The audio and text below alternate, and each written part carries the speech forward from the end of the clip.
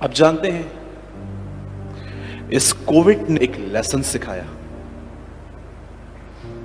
और जानते हैं वो लेसन क्या था?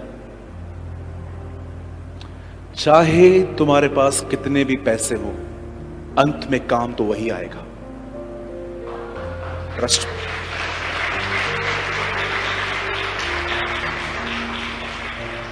लोग पैसे लेके अस्पतालों के बाहर खड़े थे, बिल्कुल हेल्पलेस। पैसे थे, बेड नहीं था। पैसे थे, वेंटिलेटर नहीं थे। पैसे थे, मास्क नहीं था। पैसे थे, डॉक्टर्स नहीं थे। हर जगह पे वेटिंग वेटिंग वेटिंग। दम तोड़ रहे थे लोग, ऑक्सीजन नहीं थी। मातम था, मातम। मैं जब वो मिस्र की वो रात पढ़ता हूं ना, जब इजराइल के लोग मिस्र से निकले थे, वो सेम नाइट मैंने मुंबई में देखी थी कि कैसे मौत का फरिश्ता घूम रहा था, कुछ काम में नहीं आ रहा था। बड़े से बड़े लोगों को कॉल्स कर रहे थे, सब बोल रहे थे बस बस मैं देखता हूं, मैं देखता हूं, मैं देखता हूं। और फोन लेके खड़े रहते थे, किसका तो कॉल आएगा, कोई तो कहेगा कि यस बेड अवेलेबल है। इस कोविड में हमने एक बात सीखी, मैंने सीखी कि चाहे आपके पास कितना भी पैसा हो, आपको अंत में खुदा ही काम आने वाला है। और अब हमने और अधिक उस पर निर्भर होना सीखा। हम पहले भी थे, लेकिन उतने नहीं थे जितने अब हैं।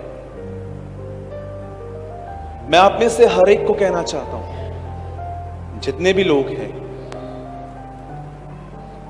आप जानते हैं आप जानते हैं you are a handicap person if you depend on anyone. आप वैसाखियों पर हैं अगर आपको लगता है कि लोग आपकी मदद करेंगे। जरमाया कहता है, श्रापित है वो व्यक्ति जो इंसानों पर ईमान रखता है कि पास्टर, प्रीचर, मेरे टाउन का एमएलए या तो कोई बड़ा व्यक्ति मुझे काम में आएगा। आप याद रखना, ये मेरी प्रोफेसी नहीं है, लेकिन ये सत्य है। अगर आप लोगों पे भरोसा करते हैं, आप टूटने के लिए तैयार हो जाओ, आप ब्रेक होंगे। इवन अगर आप एक हाउसवाइफ हैं और आप अपने पति को ही परमेश्वर समझते हैं, मार्क माय वर्ड्स, आप ठोकर खाओगे। क्योंकि किसी इंसान में आपको पूरी तरह समझने की कैपेसिटी नहीं है, समझ नहीं है। इसीलिए कई बार आपको शिकायतें होती हैं, ये मुझसे अच्छा नहीं चलते, ये मुझसे बात नहीं करते, ये मुझे घूमने नहीं लेके जाते, ये नहीं करते, वो ये नहीं करते। यू नो रीजन क्या है? आपने एक व्यक्ति को खुदा का दर्जा दे दिया। मैं इस पुलपिट पे आपके सामने टेस्टिमनी देता हूं, मैं अपने जीवन में किसी पर भी निर्भर नहीं हूं। मैं यंग हूं, मैं कमाना जानता हूं। मैं यंग हूं, खुदा ने मेरे को स्ट्रेंथ दी है। मैं यंग हूं, मैं अपना काम खुद कर सकता हूं। परमेश्वर ने मुझे स्ट्रेंथ दी है। मैं आप में से हर एक को एक एडवाइस देता हूं। आज जब मैं यहां आया तो मेरे मन में एक थॉट आया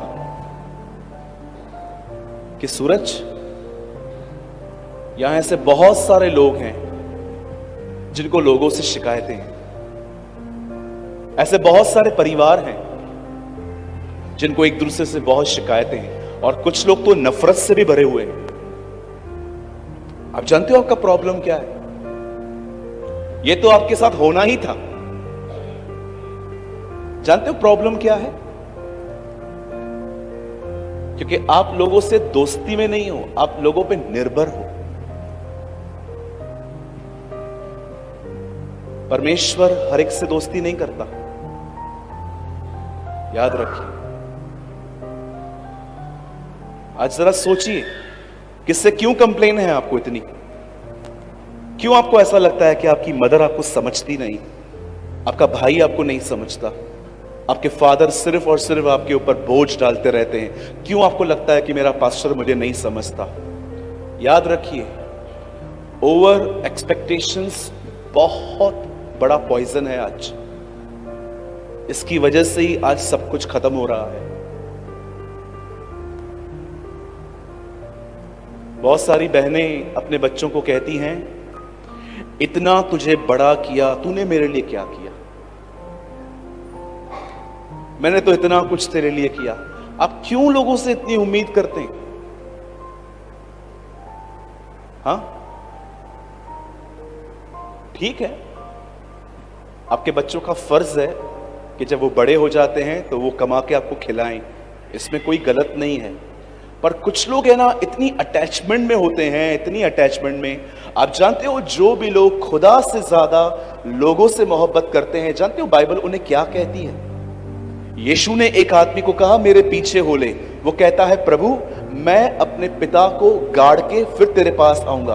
एक्चुअली उसका बाप मरा नहीं था, वो ये कह रहा था, मेरा डैड जिंदा है, मैं जिसकी सेवा करने दे, जब वो मर जाएगा मैं तेरे साथ आ जाऊंगा।